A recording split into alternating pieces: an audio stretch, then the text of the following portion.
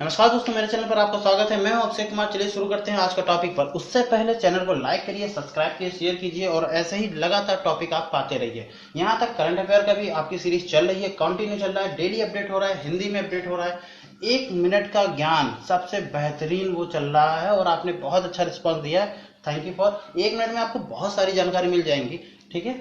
और जीके की लगातार सीरीज भी चल रही है, तो thank you very much in सभी चीजों के लिए।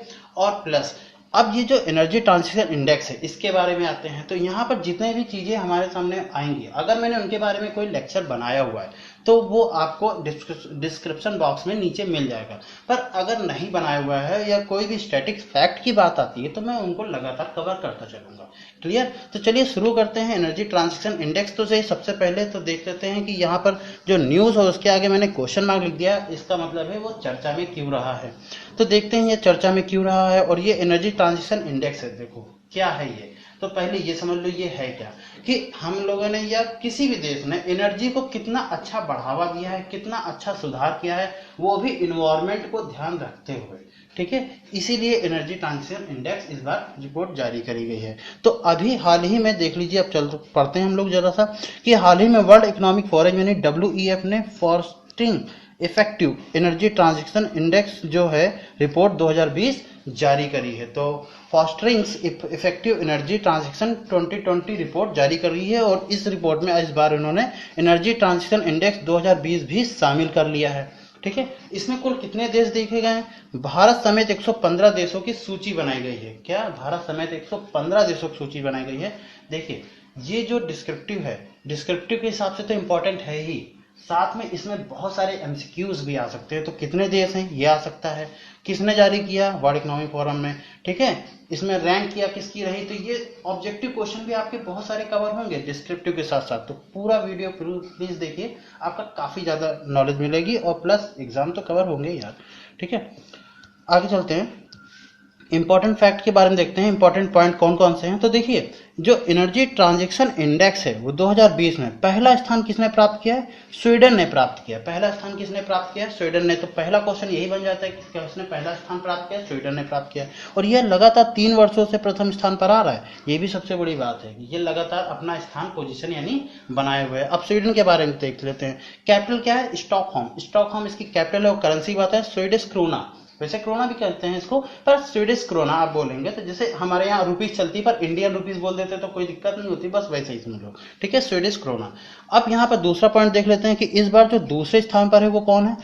स्विट्जरलैंड है और फिनलैंड तीसरे स्थान पर है। तो अब स्विट्जरलैंड और फिनलैंड का भी नाम याद रखना, पहला दूसरा तीसरा, अंतिम कौन है और भारत की स्थिति जिस अब देश में रह रहे हैं। और अगर कोई प्रमुख देश हैं तो उनके बारे में भी थोड़ा सा ध्यान रखना पड़ता है हम लोगों को, ये सारी चीजें पूछी जाती है। तो आप पहली स्थिति किसकी है? स्वीडन की है, दूसरी स्विट्जरलैंड की है, तीसरी फिनलैंड। अब स्विट्जरलैंड आ गया। अब स्विट्जरलैंड की कौन है कैपिटल? बर्न, BERN, बर्न इसकी कैपिटल है। करेंसी यहाँ पर फ्रैंक चलती है, ठीक है। और फिनलैंड की क्या करेंसी क्या है? यूरो है। और कैपिटल क्या है? थोड़ा सा कठिन नाम है, हेलसिंकी। हेलसिंकी, ठीक है, HELSINKY, नहीं वाई नहीं, सॉरी आई। क्लियर? तो देख लेते हैं। और आखिरी में ये है कि अंतिम स्थान किसको मिला है? हैती को सबसे लास्ट स्थान मिला है, यानी सबसे अंतिम स्थान मिला है। अब यूनाइटेड किंगडम की बात करें तो उसको 7वें पायदान पर रखा गया है, फ्रांस को 8वें पायदान पर रखा गया है, ठीक है। तो 8वें पायदान पर फ्रांस है। फ्रांस हमारे लिए थोड़ा सा इंपॉर्टेंट बन जाता है। तो चलो फ्रांस के बारे में देख लेते हैं। जी, यहाँ के फ्रांस के जो कैपिटल है वो क्या है?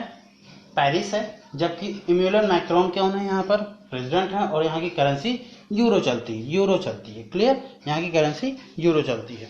चलिए बात कर लेते हैं यहाँ पर G20 यानी टॉप 10 में जो जगह बनाई है G20 की, वो सिर्फ 2 देशों ने बनाई है। पहला यूनाइटेड किंगडम और दूसरा फ्रांस। ये भी थोड़ा ध्यान रखिए कि G20 के जो देश हैं उनमें सिर्फ 2 देश ही शामिल हुए हैं। वो कौन है? यूनाइटेड किंगडम और फ्रांस। तो ये भी क्वेश्चन आ सकता है, मे भी आ सकता है। अब आगे बात करते हैं कि भारत की स्थिति क्या रही है। तो देखो, ये इसको हमने थोड़ा सा अच्छे से लिख दिया है कि अगर हम बात करें भारत की स्थिति पर, तो भारत की स्थिति की रैंक 2 पायदान का इजाफा यानी बढ़ोतरी हुई है। अब इसमें 2019 की रैंक कितनी थी? 2019 में 76 रैंक थी, ठीक है। और 2020 में कितनी हो गई है? 74, यानी 2 अंक की बढ़ोतरी हुई है, जो हमारे लिए बहुत अच्छी बात है। अब क्यों हुआ सुधार, इसके बारे में भी देखते हैं। मैंने 3 पॉइंटों में डिस्कस किया है, जरा देखते हैं इसमें कौन कौन से पॉइंट हैं। पहला है कि भारत द्वारा अत्यधिक मात्रा में LED बल्ब और स्मार्ट मीटर का खरीदा जाना। देखिए, आपने पहल सुनी होगी आज से 2-3 साल पहले कि बहुत सारे एलईडी बल्ब भारत में बेचे जा रहे थे और बहुत सस्ते दामों पर, ताकि एनर्जी को देखो, जो वो बड़े वाले गोले वाले आते थे जिसमें पीली रोशनी होती थी सोडियम लाइट वाली, उसमें एनर्जी बहुत ज़्यादा खर्च होती थी और वो थोड़ा सा हीट भी पैदा करता था और एनर्जी भी लेता था, बिजली की खपत ज़्यादा होती थी, लोगों के यहाँ मीटर में तेज भागता था और उनको पैसा भी जमा ज़्यादा देना पड़ता था।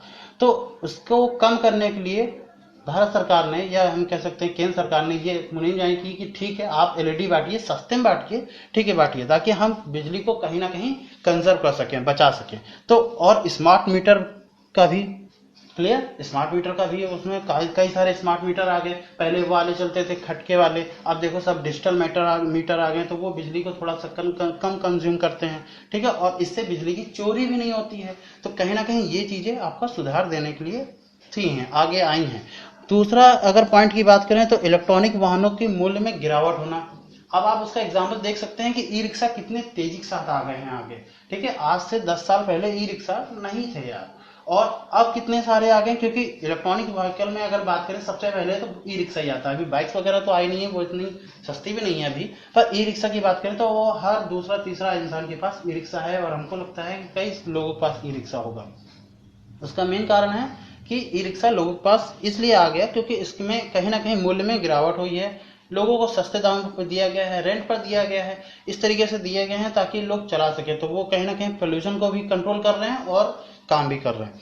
तीसरा जो मेन है, इंपॉर्टेंट है, ये भी थोड़ा सा याद रखने वाला है कि भारत सरकार द्वारा रिन्यूएबल एनर्जी एक्सपेंशन प्रोग्राम चलाया गया, और इसके तहत भारत सरकार ने ये दावा किया है और ये कर भी लेगा, मुझे तो लगता है कर लेगा 2027 तक। देखिए कोरोना वायरस के चलते थोड़ा बहुत हो सकता है 27 से 28 भी हो सकता है, मे बी मैं गलत हो जाऊं, पर 2027 तक इन्होंने कहा है कि हम 275 गीगावाट ऊर्जा का उत्पादन का लक्ष्य रखा है, और ये हम प्राप्त कर लेंगे। वो कैसे भी करें वो हम प्राप्त कर लेंगे, ठीक है।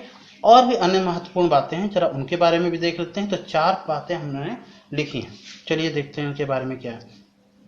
पहला यह है कि चीन इस सूची में 78 यानी 78वें स्थान पर है।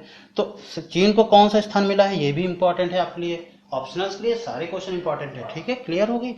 अब अमेरिका किस सूची में है, 32वें स्थान पर है, अमेरिका इस जगह पर 32वें स्थान पर है। और तीसरा पॉइंट ये है कि 75 देशों ने जो है वो एनवायरमेंटल सस्टेनेबल्स में सुधार किया है, यानी कि अगर बात करें तो 75% देश ऐसे हैं जो ये ध्यान में रख करके उपकरण को बना रहे हैं, इस चीजों को बना रहे हैं कि हमारे इन्वायरमेंटल में कोई फर्क ना पड़े या ज्यादा फर्क ना पड़े।